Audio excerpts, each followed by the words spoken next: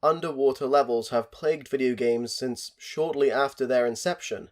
We all know water levels suck, but what about water movies? It's Saturday, so you can call me Craig, and today we are diving into the 2020 Kristen Stewart horror, Underwater. Now, I don't normally do this, but I will be discussing and showing a lot of late game spoilers for this movie, so if you have any interest in watching Underwater, and you should, it's a great little B-movie, then I would recommend just pausing the video, go and watch the film, and then once you're done, come on back, don't worry, we'll wait for you.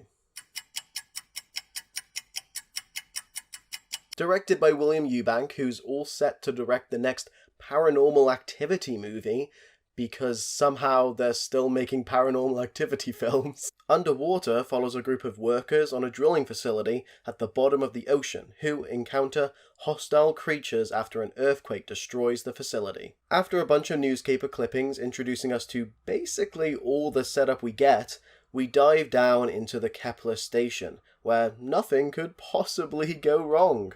Here we meet Kristen Stewart's Norah, and in lieu of any actual development, we learn about her via voiceover. I mean, there's a comfort to cynicism. There's a lot less to lose. Damn, Casey will be over here speaking that true. Oh, look, she's saving a spider. I'll call him Clarence. I'm certain absolutely nothing bad will happen to either of these characters past this moment. She finds a little leak, and then... Oh, well, that got real intense real fast. Nora and Rodrigo manage to seal off the section before the whole base gets destroyed, but they have to sacrifice these hall boys to do so. This is probably a good moment to mention I'm really digging this whole buzz cut thing she's got going on. In fact, I liked it so much that once I finished watching the movie, I did it to myself. Our two lead survivors continue on through some tunnels in an attempt to reach the escape pods on the opposite side of the base, and... oh! TJ Miller is here. Great. Sweet black-chested elven creature. Guys, I take it all back. TJ be speaking that true. He knows what's up. Obviously this casting has not aged particularly well, but that's not inherently a problem with the movie. It's just a problem with TJ Miller being an asshole. At the pods, we meet Captain Lucien, who very much acts as Nora's father figure throughout the story, and from the way the crew react to him staying behind, is clearly a well-respected figure. It's a good thing then that later on we won't find out that he knew that monsters were down there and it was his malicious inaction that was responsible for everything that's currently happening. So glad that doesn't happen. After meeting Liam and Emily, our final two cast members, they devise a plan to escape by making their way to a nearby station. However, it's quite a long way. Hey, what about the old Shepherd Station? Isn't that closer? Hey, the Shepherd Station sounds great, you guys should go there. Shepherd Station's gone. There's nothing there. Or not. After putting on these really awesome looking suits, they head out into the ocean, and nothing bad happens to them, and they all lived happily ever after. The suits start adjusting to the pressure, and...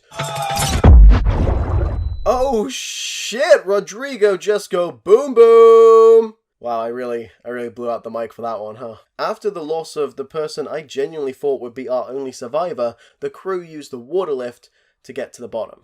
You know, we've come a long way, but one question is still gnawing on my mind. It's something that, if I don't get an answer, I don't know if I can continue to watch this film.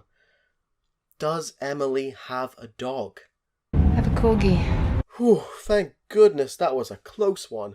After a generic horror sequence where they stop the lift to explore a mysterious signal, they find what appears to be a broken ship. Huh.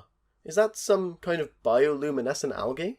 It doesn't look like algae. Why you gotta do me like that, TJ? I was just trying to sound smart for the viewers. This water facehugger looking motherfucker jumps out, and it looks pretty cool. Which is, of course, why we never see this creature again. We get a glimpse of that fish man from The Shape of Water, but unfortunately, Sally Hawkins is nowhere to be seen. The rig explodes, causing our crew to rush across the seabed. Along the way, Liam gets injured, but they all manage to make it to an indoor hallway along the floor. But, sadly, along the way, we lose T.J. Miller.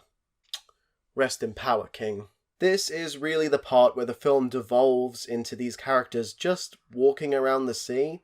The vision is obscured a lot, and while I do want to point out that it's all very tense and well done, it just doesn't make for a very good video, so I'm going to be skipping over a lot of it. Liam's condition has worsened to the point where he basically has to be carried, and that means that when Norah and Captain Lucien are ambushed by the creature from the Black Lagoon, they are defenseless to stop it. This eventually concludes with the Cap's suit collapsing just like Rodrigo's, and the resulting explosion damages Norah's suit and kills the sea beast. You know what they say, the captain always blows up in a pressurized suit after not going down with his ship.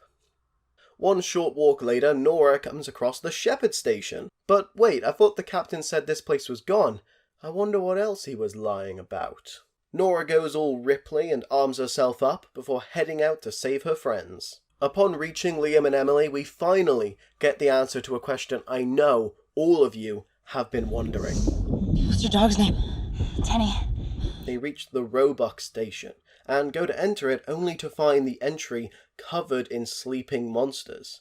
Despite their best efforts to get past unnoticed, Fred over here ends up trying to eat Case-Do, but she ain't going out like that, so instead she rips herself out through Fred's skin. Damn, that's kick-ass. It's only then that we see the true monster of this creature feature, motherfucking Cthulhu. Yes, the ancient god himself is down here causing all this trouble.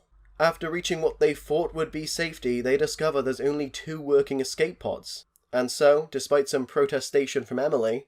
Stop it, Emily, stop it!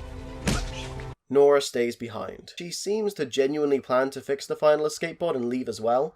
However, after seeing that Cthulhu is not the benevolent giant that she was to Clarence the Spider at the intro of the movie, realizes what she needs to do, to save not only her friends, but potentially all of humanity. She sets the reactor to self-destruct, makes a nice comment about how quickly time can pass when you're enjoying a good movie, and as the big squid boy gets trapped in the explosion, silly Cthulhu, Norah spends her last moment in the light. Underwater is a tight 90-minute ride. It's a claustrophobic and consistently chilling, if not thrilling time, with some great performances, particularly from Kristen Stewart, who genuinely carries the entire film. Occasionally truly scary, and with a Lovecraftian twist, which not only feels original and unexpected, but is wonderful to see something like this, a big-budget horror B-movie, entirely unconnected from any particular franchise. Even if, at times, it feels straight out of the Cloverfield universe. And now, I think it's time for us to remember all those we lost along the way.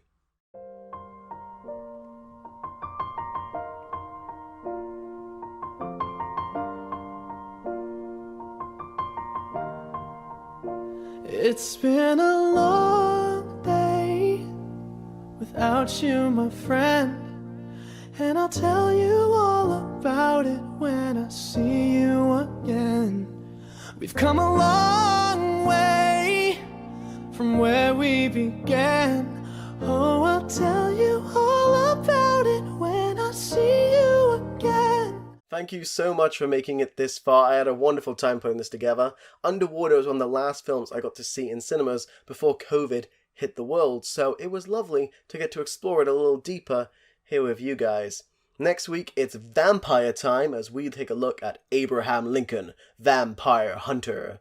But until then, I hope you have a wonderful day and an even brighter tomorrow.